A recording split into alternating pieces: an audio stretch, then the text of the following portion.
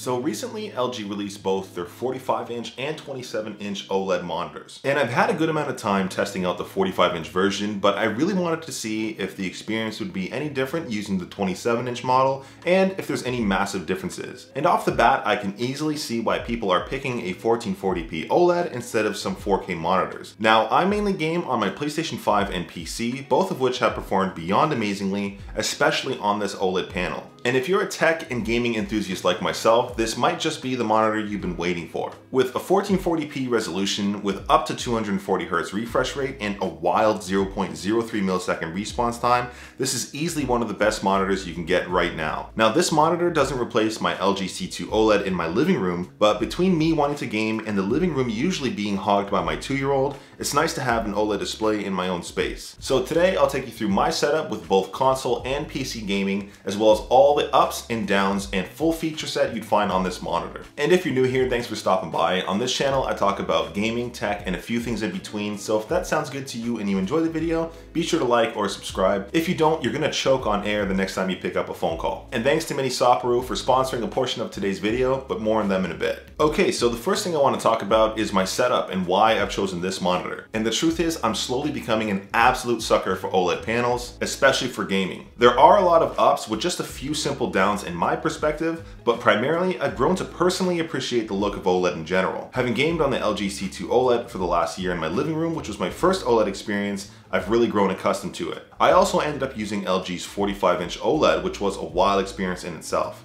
Today though, my setup does have the 27-inch version, which is the traditional 16:9 aspect ratio, which is hooked up to my PlayStation 5, gaming PC, and work laptop. And if you've seen any of my other videos, you might know by now I'm absolutely addicted to monitor arms. I'll talk more about the stand that comes with this monitor, but either way, I am team monitor arm. I just really dig having desk space back, and I prefer the aesthetic overall. Now, to talk about the ports on this monitor, it's actually pretty robust and will mostly cover you for all PC and console gaming. With two HDMI 2.1 ports, you can connect multiple consoles or use one of your HDMIs if you want to connect it to a USB dock like myself. Of course, you have the display port, which will cover you for PC gaming. And there are two USB ports here as well, which are pretty useful, but these will only work with your PC through the USB upstream port and cable. There's an optical audio out if you do want to set this up with a dope-ass sound setup. For myself though, I will probably keep it to headphones, which you can plug into the DTS headphone jack. For this setup though, I did end up mounting this 10-in-1 USB-C dock from Minisopuru, who is today's video sponsor. I did end up attaching this to the back of the monitor with command strips since I wanted to keep the whole setup tidy, and it's not so permanent if I do need to move it around.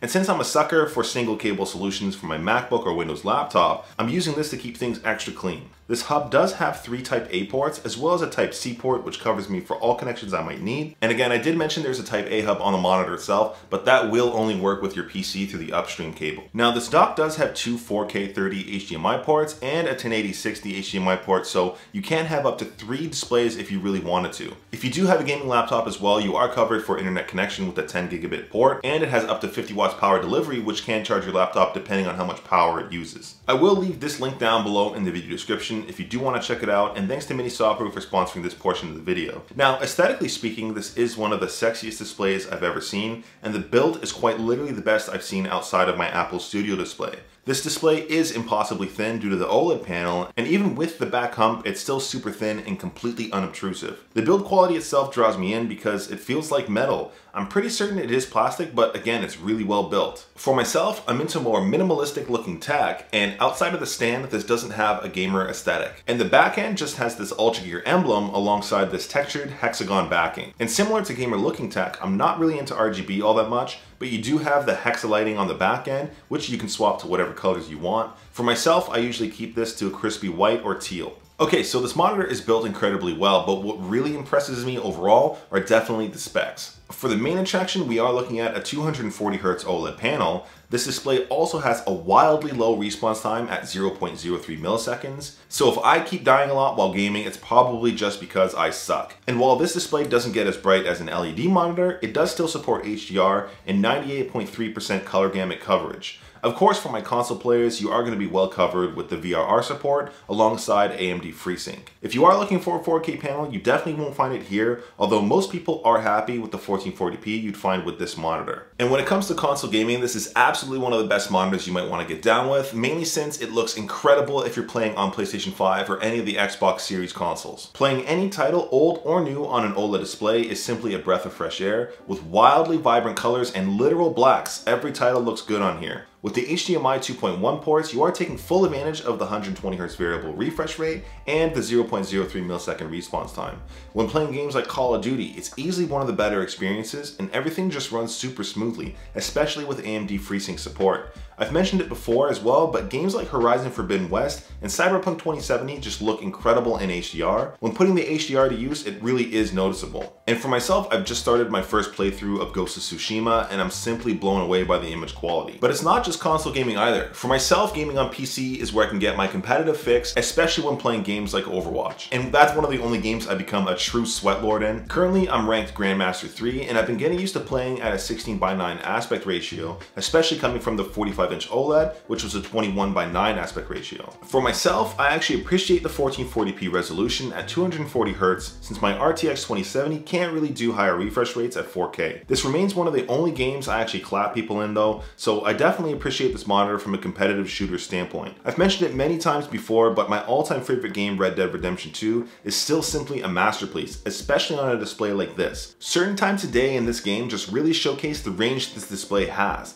And recently playing Ghost of Tsushima, I'm getting similar vibes. And one thing I've noticed, I actually prefer playing in the vivid gaming profile compared to the FPS or other ones, mainly since it seems to put the brightness up higher than the default max brightness, which actually leads me to all the other gaming specific features on this monitor, and there's a good chunk here that might make you a little less bad. Starting with VRR, I briefly mentioned it, but it stands for variable refresh rate. It's definitely useful since whenever you're gaming, depending on what you're doing in-game, your frames might dip or increase. With VRR enabled at least, with AMD FreeSync, the monitor is in sync with your console or PC and what actual frames are being pushed out by the GPU. This does help avoid any sort of tearing or blurring while gaming. Outside of that, you can also mess around with your black levels, which can be super useful if you're playing first-person shooters, not to mention the built-in crosshairs. I originally thought that crosshairs were gimmicky, but after using them a lot in Call of Duty, I can definitely see the value. Year over year, COD guns have the wildest recoil. And while I don't really use it, there is an FPS counter if you do want to have that displayed, but I personally just open up the menu to see what my current refresh rate is. And outside of gaming, there's all the other stuff you can do on this monitor. I'm sure you're here for the gaming stuff, but if you're dropping some heavy cash, at least it's good to know what this monitor can do apart from gaming.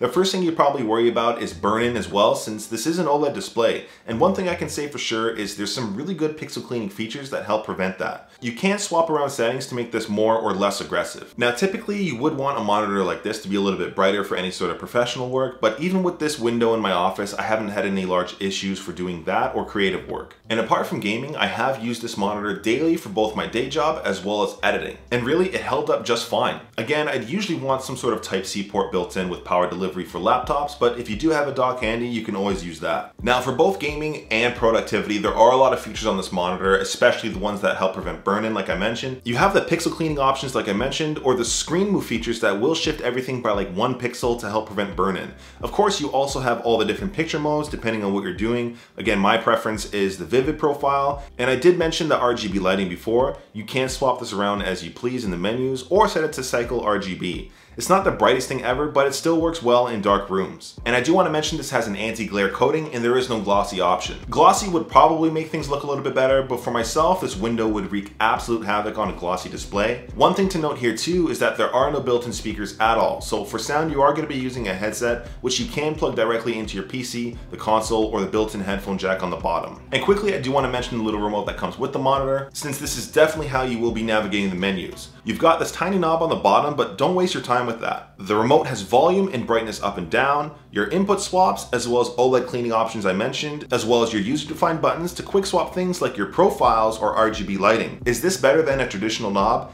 Absolutely, don't lose it. Now to finish off and talk about what's in the box, it's rather simple. You've got the power brick and cable, an HDMI 2.1 cable, a DisplayPort cable, the USB upstream, as well as the stand. And I didn't touch much on the stand since I did mention I'm team monitor arm, but if you did want to use the stand, it's definitely decent. It has height, swivel, and tilt adjustments, and there's also a tiny little clip for cable management if you need it. So that just about rounds out my review of the 27-inch OLED monitor from LG. Overall, it's a banger, but the monitor is kind of expensive. I imagine they'll eventually eventually release a 4K version, but for now, 1440p is a sweet spot for most gamers with newer and older hardware. But let me know what you guys think. Is this worth the $1,000 price tag? And if it is, what would you be gaming on at, PC or console? Anyways, I appreciate you guys watching till the end. I really hope you enjoyed the video. I will have everything linked down below in the video description if you do want to check it out, and I'll see you in the next one.